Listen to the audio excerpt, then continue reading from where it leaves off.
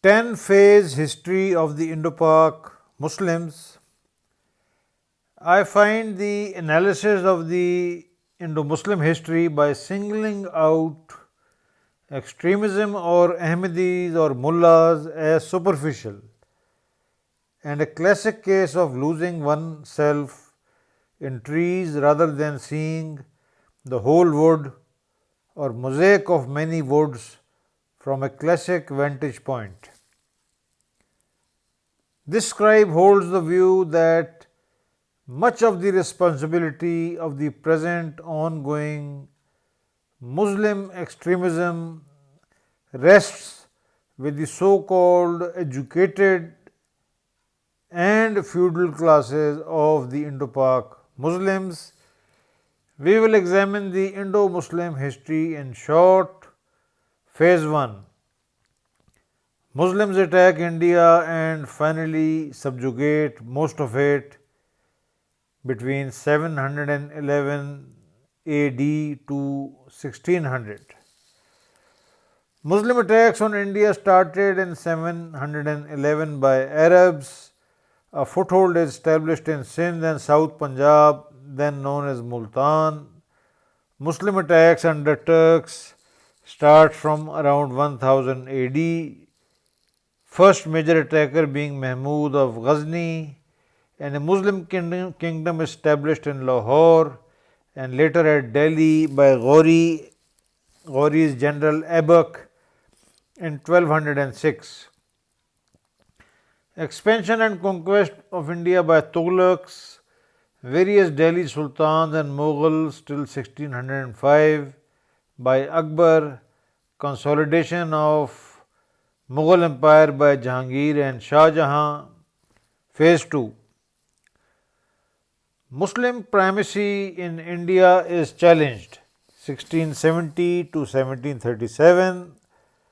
The first serious challenge to Muslim primacy came in the person of Shivaji in 1670. Shivaji established a successful blueprint of military success against Muslim military power long before Indira Gandhi's so-called epic triumph in 1971, in a situation in which the odds were far higher against Shivaji than in 1971. Shivaji was the real hero of Indian history and not Indira Gandhi, which is a totally false claim. Without doubt, the real reason of decline of Mughal Empire was Shivaji and his successors' guerrilla wars from 1670 to 1737, when the Marathas raided suburbs of Delhi. Between 1737 and 1761, the Marathas dominated the Muslim political center of Delhi, and after 1770 till 1803, it was the Marathas who controlled Delhi, and the Muslim primacy in India after 1770 had ceased to exist. The Muslims of Delhi were, however, saved by the private army of the English East India Company in 1803, as were the Muslims of Punjab and frontier by the East India Company in 1845 and 49. Phase 3. The Muslims rediscover Islam 1761 to 1857 as their primacy is challenged and India is conquered by the English East India Company, while Aurangzeb's enforcement of Islam was act of a monarch.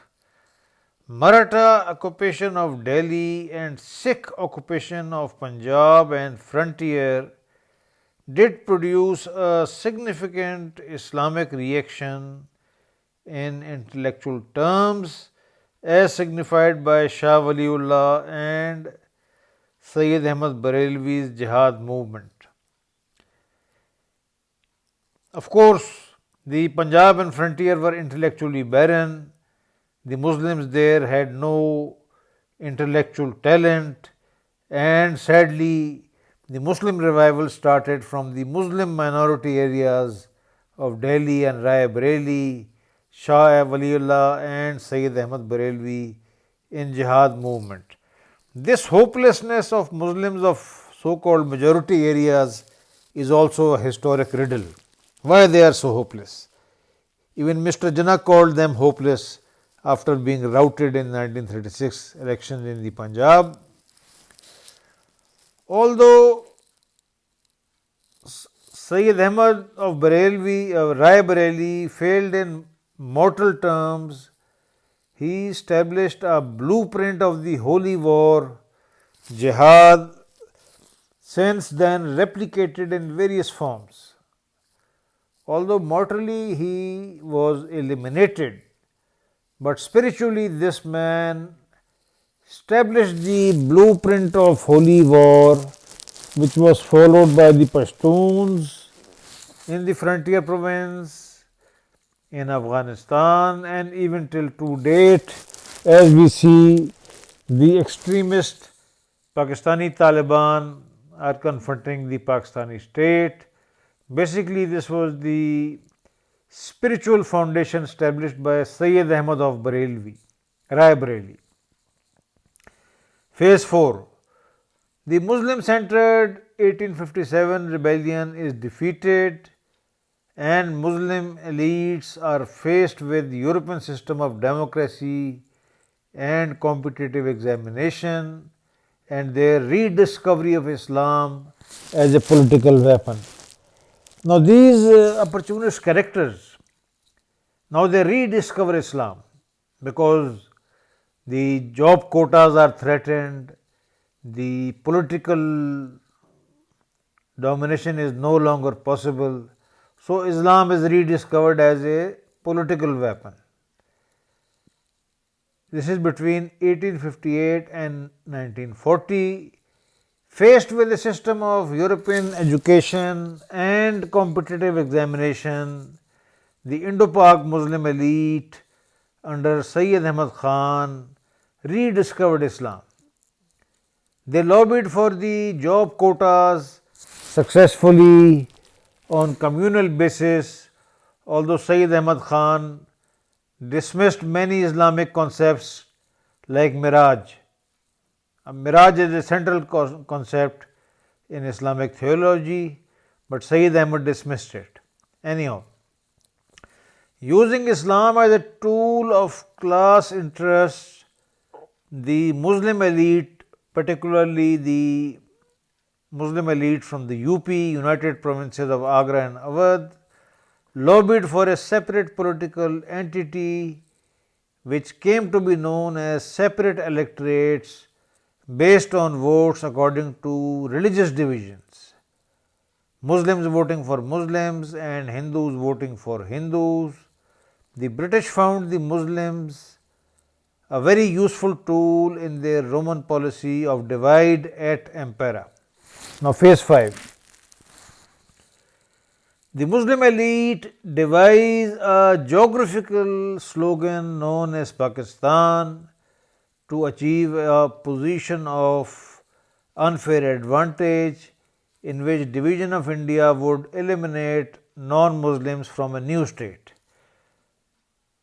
Till 1940, the Muslims had no clear slogan about, although the British top bureaucrats, notably O'Dwyer, had already given the concept of an autonomous Pakistan like Muslim province in the northwest India in 1930s. At Lahore in 1940, the Muslim solution to the Indian-British Hindu political problem was devised as Pakistan.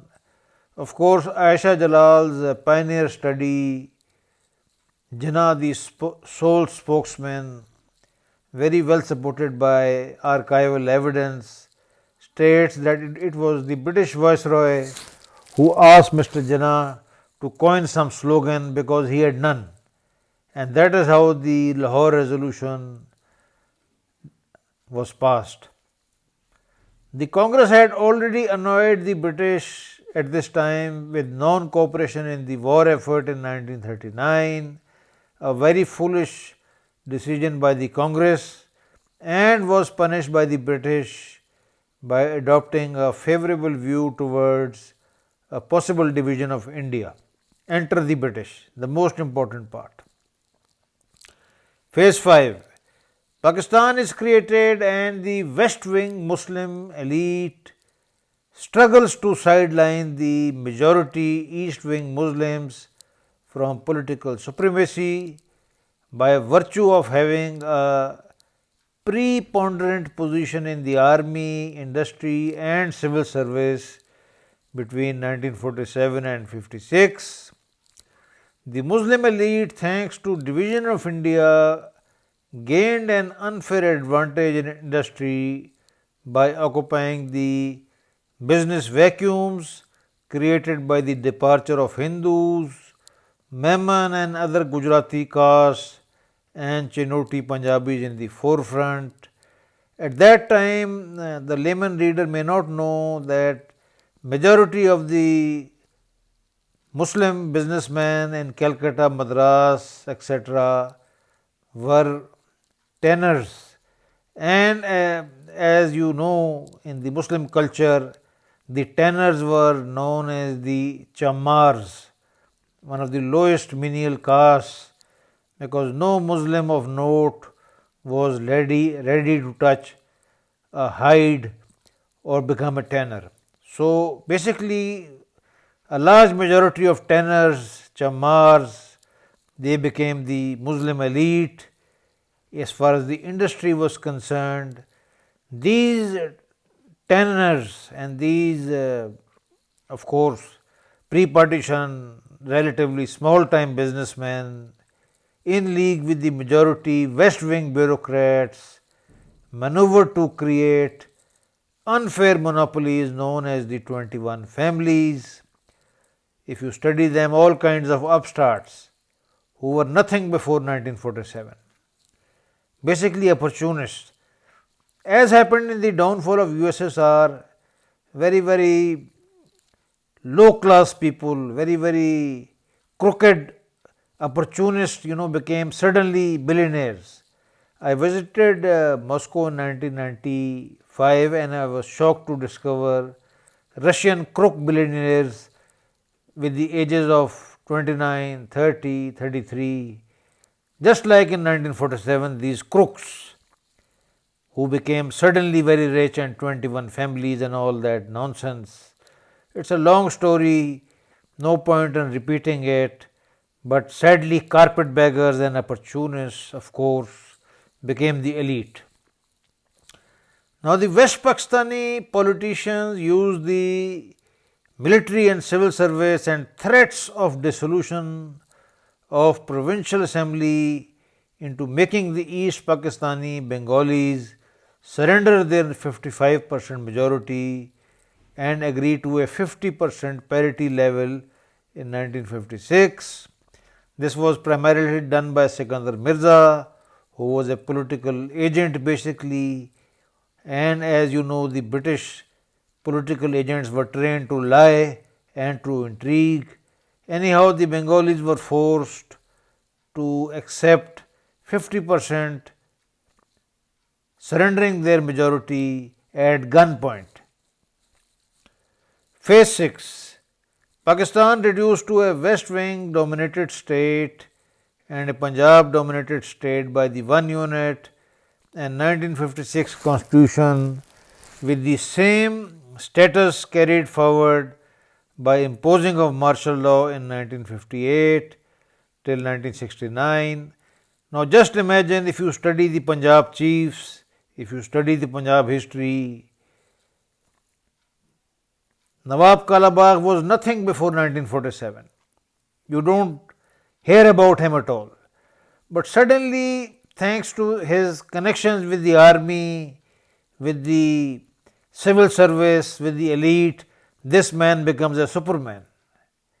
This happens frequently in history, and in Pakistan this is a normal occurrence that the pariah regimes, the isolated bureaucrats, civil or military, they find some very third class people to become supermen, and they become politicians suddenly, and they become billionaires suddenly, and overnight you see a billionaire family in the Punjab or somewhere else. Anyhow, Pakistan was reduced to a west wing dominated state and a Punjab dominated state by one unit, and 56 constitution with the same status carrying forward by imposition of martial law in 1958, 1969.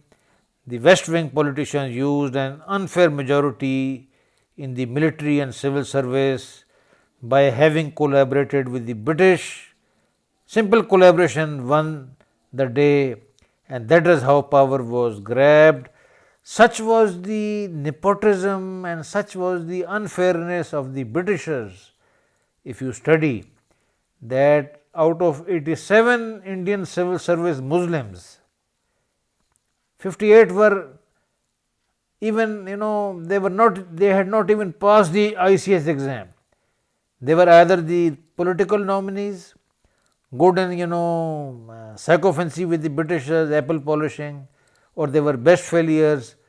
So 58 out of 87 Muslims who were in the ICS did not deserve to be there. They were political nominees, and as in Urdu they called chamchas basically. Anyhow, now how the martial law of 58 was imposed.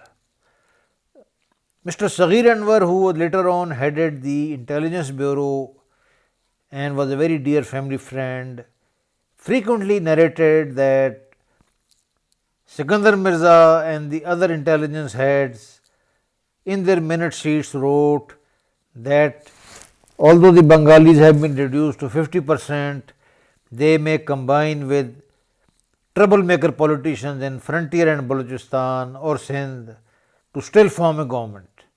Now, fearing this Bengali government in combination with Pashtuns or with Baloch or with Sindhis, Ayub Khan and Sikandar Mirza decided to impose the martial law. Basically, martial law 58 was imposed to avoid the rule of the majority ethnic group of the country.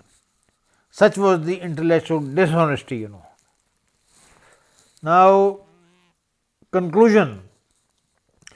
Islam was used as a political tool by the Muslim elites to achieve their class interest all along from 1858 to 1901. Note there is a very interesting similarity with Israel, where also the secular classes used religion to create a state.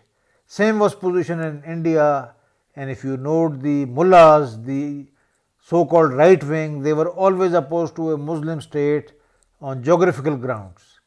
But the secular classes wanted a state on religious classes, on religious basis, so that they can have an unfair domination in the jobs and in the industry. Now, as Islam was used as a political tool by Muslim state elites, this inadvertently and without a design created Islamic extremism in Pakistan. It was the secular classes responsible for creating Islamic extremism because they were trying to fool the Muslim masses in order to achieve class advantages. The Muslim common man actually started believing that Pakistan is an Islamic ideological state, which was never the aim of the secular classes. They just wanted power. This, however, was not the aim of the Muslim elite. Jihad was picked as a useful tool by the Pakistani military in the Zia era for institutional aims. It was an isolated martial law regime. When under US pressure, this contradiction was exposed later in Pakistan. After 9/11, this seriously divided the society. As the Romans say, a confusion of principle was introduced, which till to date is destabilizing the country. Islamic extremism, as witnessed today, is a result of misuse of Islam as a political tool by the Muslim elite and the educated classes. starting from 1858 to 1947. The Islamic extremists did not produce this situation, but what were produced as a result of this promiscuous mixing of political opportunism with religion. Promiscuous, if you see, do read the dictionary and find the meaning promiscuous. The Pakistani elite classes, including the so-called secular People's Party, used religion as a tool to get political mileage. Most notorious of this effort being the constitutional Second Amendment declaring the Ahmadis non-Muslims in 1974. The direct result of this is the present Ahmadi massacre, etc. in Lahore that we saw in 2010. Anyhow, nothing important for the elite. The Pakistani military and all politicians shamelessly used Islam as a political tool by embarking on a full-timer so-called jihad in Afghanistan, Kashmir, etc. This includes all Pakistani political and military regimes from 1977 till 2001, including Benazir Bhutto. The present political and military crisis in Pakistan is a direct result of the misuse of religion as a cheap political slogan by Pakistan's so-called most educated military and political classes. The secular classes are to be blamed, not the extremists.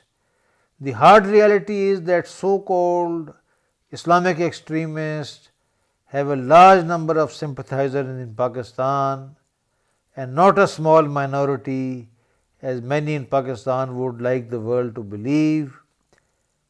The final result of this ongoing crisis may be Pakistan's balkanization in the next few years if this dangerous trend is not checked. And how it can be checked? Only by careful revision of the policy of the misuse of Islam for various projects in Afghanistan or in Kashmir or anywhere.